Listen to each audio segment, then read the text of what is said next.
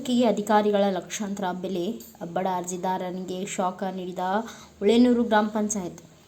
ಪಾರದರ್ಶಕ ಆಡಳಿತ ನೀಡಬೇಕಾದ ಸರ್ಕಾರಿ ಕಚೇರಿಗಳು ಸಾರ್ವಜನಿಕರಿಗೆ ಮಾಹಿತಿ ನೀಡುವ ಬದಲು ಆರ್ಥಿಕ ಹೊರೆ ಹೇರುವ ಮೂಲಕ ಮಾಹಿತಿ ಹಕ್ಕು ಕಾಯ್ದೆಯನ್ನೇ ಅಣಕಿಸುತ್ತಿರುವ ಘಟನೆ ಕೊಪ್ಪಳ ಜಿಲ್ಲೆಯ ಉಳೇನೂರು ಗ್ರಾಮ ಪಂಚಾಯಿತಿಯಲ್ಲಿ ಬೆಳಕಿಗೆ ಬಂದಿದೆ.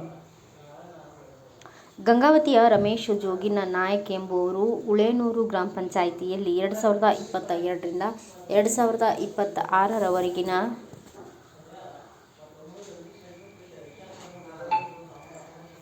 ಕಾಮಗಾರಿಗಳ ದಾಖಲೆಗಳು, ಕಾರ್ಮಿಕರ ಪಟ್ಟಿ ಮತ್ತು ಪಾವತಿ ವಿವರಗಳನ್ನು ಕೋರಿ ಮಾಹಿತಿ ಹಕ್ಕು ಕಾಯ್ದೆಯಡಿ ಅರ್ಜಿ ಸಲ್ಲಿಸಿದ್ದರು. ಅರ್ಜಿದಾರರು ಬಿಪಿಎಲ್ ಕಾರ್ಡ್ ಹೊಂದಿದ್ರು ಮತ್ತು ನಿಯಮಾನುಸಾರ ಮಾಹಿತಿ ನೀಡಲು ಅವಕಾಶವಿದ್ದರೂ ಅಧಿಕಾರಿಗಳು ಸಬೂಬು ನೀಡುತ್ತಿದ್ದಾರೆ ಎಂಬ ಆರೋಪ ಕೇಳಿಬಂದಿದೆ.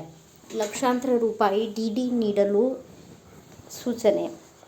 ಅರ್ಜಿದಾರರ ಮನವಿಗೆ ಉತ್ತರಿಸಿರುವ ಪಂಚಾಯತ್ ಅಭಿವೃದ್ಧಿ ಅಧಿಕಾರಿಗಳು, ನೀವು ಕೇಳಿರುವ ಮಾಹಿತಿ ಬರೋಬ್ಬರಿ 66,250 ಪುಟಗಳಷ್ಟಿದೆ ಎಂದು ತಿಳಿಸಿದ್ದಾರೆ. ಇದರಲ್ಲಿ 100 ಪುಟಗಳನ್ನು ಉಚಿತವಾಗಿ ನೀಡಿ ಬಾಕಿ ಇರುವ 66,150 ಪುಟಗಳಿಗೆ ತಲಾ ₹2 ಒಟ್ಟು 1,32,300 ರೂಪಾಯಿಗಳನ್ನು ಡಿಡಿ ಮೂಲಕ ಪಾವತಿಸುವಂತೆ ಹಿಂಬರಹ ನೀಡಿದ್ದಾರೆ. ಗಮನಾರ್ಹ ತಪ್ಪುಗಳು ಮತ್ತು ಆಡಳಿತ ವೈಫಲ್ಯ.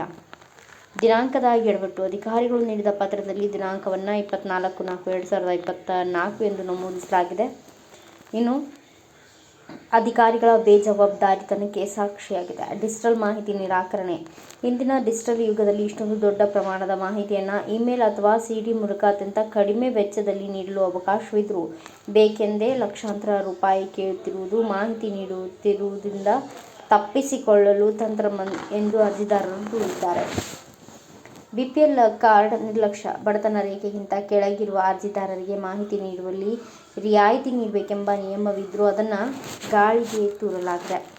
ಅಧಿಕಾರಿಗಳು ಜೆರಾಕ್ಸ್ ಪ್ರತಿಗಳಿಗೆ ಲಕ್ಷಾಂತರ ರೂಪಾಯಿ ಕೇಳುವ ಬದಲು ಇಮೇಲ್ ಮೂಲಕ ಮಾಹಿತಿ ನೀಡಬಹುದಿತ್ತು. ಭ್ರಷ್ಟಾಚಾರವನ್ನು ಮುಚ್ಚಿಹಾಕಲು ಸಾಮಾನ್ಯ ಜನರಿಗೆ ಇಂತಹ ಅಸಾಧ್ಯವಾದ ಮೊತ್ತವನ್ನು ಕೇಳುತ್ತಿದ್ದಾರೆ. ಇಂತಹ ಜನವಿರೋಧಿ ಅಧಿಕಾರಿಗಳನ್ನು ಕೂಡಲೇ ವಜಾಗೊಳಿಸಬೇಕು ಎಂದರು.